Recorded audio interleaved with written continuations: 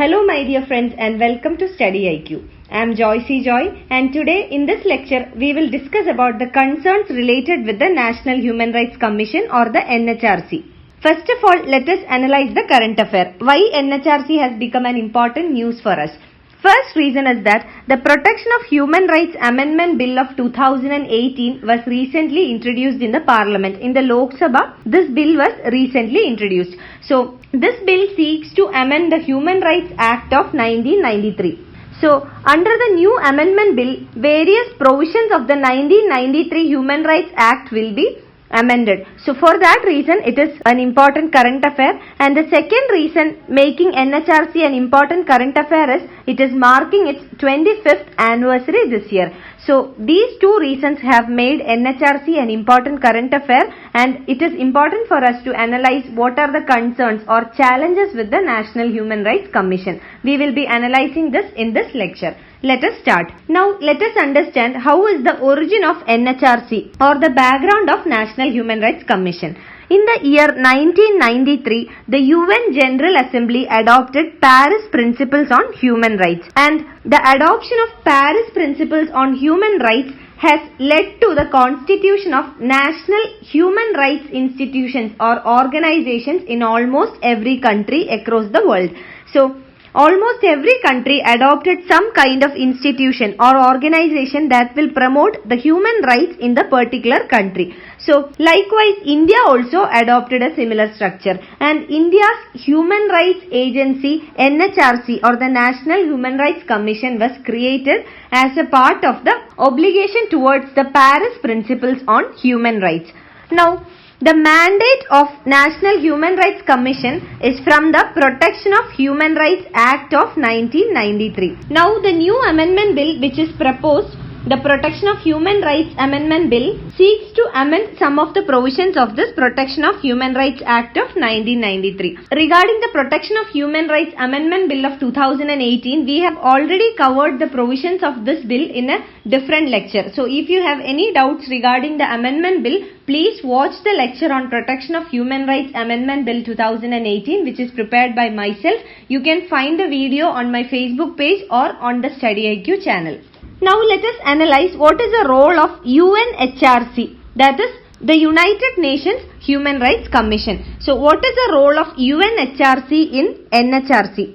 Every 5 years, the NHRC will undergo an accreditation by the agency which is affiliated to UNHRC. So every 5 years, there will be a scrutiny of the NHRC by the UN, and this will be conducted by an agency which is affiliated to the UNHRC. And according to the scrutiny or accreditation, grading will be provided. So, if India gets a better rank, that means more will be the benefits for India. So, if the Human Rights Commission, that is NHRC in India, gets a better grading in this analysis, the Commission will be getting more benefits from the UNHRC. And how is this analysis done? The accreditation is done on the basis of whether the NHRC complies with the Paris Principles or not. So, that is the criteria for re-accreditation. So, every 5 years this accreditation process will be conducted, and it is conducted by an agency affiliated to UNHRC. So, we have seen if India gets a better rank, it means that higher will be the benefits for India. Suppose if India gets an A status according to the accreditation, the NHRC will get some privileges.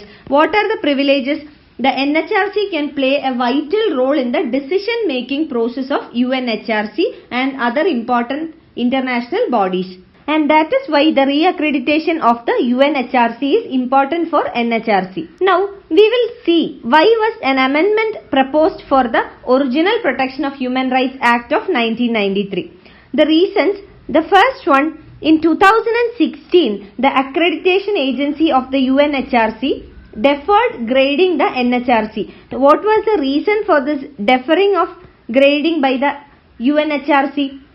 The reason was that the NHRC, that is National Human Rights Commission, poor track record and also the political interference in the National Human Rights Commission. So because of these two reasons, the grading was deferred by the UNHRC. And in 2017, what did the government do in order to overcome this issue? The government had introduced necessary steps in order to change the NHRC. So after government adopted various steps to enhance the NHRC, in the next year, that is in 2017, the UNHRC accreditation agency granted an A status to NHRC, National Human Rights Commission in India. And the government had taken some necessary steps. And the Protection of Human Rights Amendment Bill of 2018 is an outcome of this commitment. So, the Protection of Human Rights Amendment Bill 2018 aims at strengthening the human rights institutions in India. So, which are the human rights institutions in India? They are NHRC and SHRCs. NHRC is National Human Rights Commission and SHRCs means State Human Rights Commissions. But what is the criticism against this bill? This bill falls short of certain objectives on bringing out substantial changes to NHRC. So, the bill is criticized that it is merely an eyewash and certain important objectives are not mentioned in the proposed bill. Now let us come to the most important point, that is what are the concerns with the NHRC? What are the limitations or challenges in National Human Rights Commission? Let us analyze that. The first one is with regard to the selection committee. What is the task of selection committee under the NHRC? The main aim of selection committee is to make appointments to the NHRC. That is, the chairman and the members of the NHRC is appointed by the selection committee or selected by the selection committee. And what is the criticism against the selection committee? This committee is dominated by the ruling party. So, in order to understand the dominance of the ruling party, let us analyze what is the composition of the committee. So, this committee is composed of the Prime Minister, the Home Minister, the leaders of opposition in both the houses, that is in Lok Sabha and in the Rajya Sabha, and also the other members of this selection committee is the Speaker of Lok Sabha and the Deputy Chairman of Rajya Sabha. So, if we analyze the composition of this committee, we will see that the composition is mainly favorable for the ruling party. There is a clear-cut domination of the ruling party that is visible in its composition. So, what has to be done? There is a need to diversify the selection committee. So, it should not be favorable for any ruling party.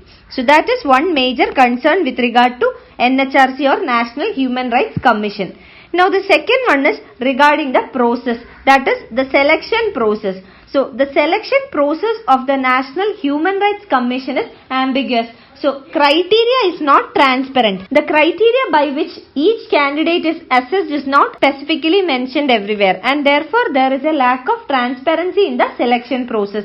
So, this also needs an urgent revival. Now, the third concern is with regard to the judicial representation. If we analyze the NHRC as well as the SHRCs, we will see the heads of NHRC and SHRC, that is the chairman or the chairperson, would be a judicial member, that is a judge. In case of NHRC, it is the judge of a Supreme Court, and in case of SHRC, it is a judge of the High Court. So, there is over-representation from the judiciary. So, this will make it a quasi-judicial body. So, this also needs to be sorted out. Now, the fourth concern is with regard to the investigation conducted by the NHRC. So, in case of any case that is registered with the NHRC, the investigation is conducted by police officials.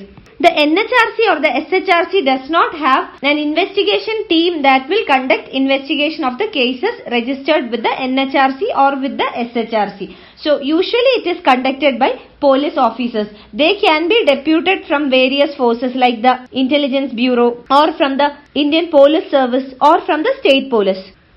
So, this investigation officers will be sent on deputation by respective forces. So what is the problem? There is a conflict of interest from the part of the investigating officers because they are on deputation, they are not directly committed to the NHRC or to the SHRC. So this leads to a conflict of interest issue and this will restrict the scope of their work. So there is no oversight by the Parliament on the functioning of this investigation agencies as well. So the investigation can become weak. So this is also one major limitation of the NHRC. Now let us see what is the way ahead for NHRC. What are the solutions that can enhance the functioning of NHRC? The first one is to bring in transparency in the selection process. We have seen one major challenge is with regard to the selection committee as well as the selection process. So there should be more transparency in the selection process. The criteria by which the members and the chairman, the process by which the selection of the chairman or the chairperson as well as the members of the NHRC and SHRC are done should be transparent to the general public. So there should be a clear-cut transparency.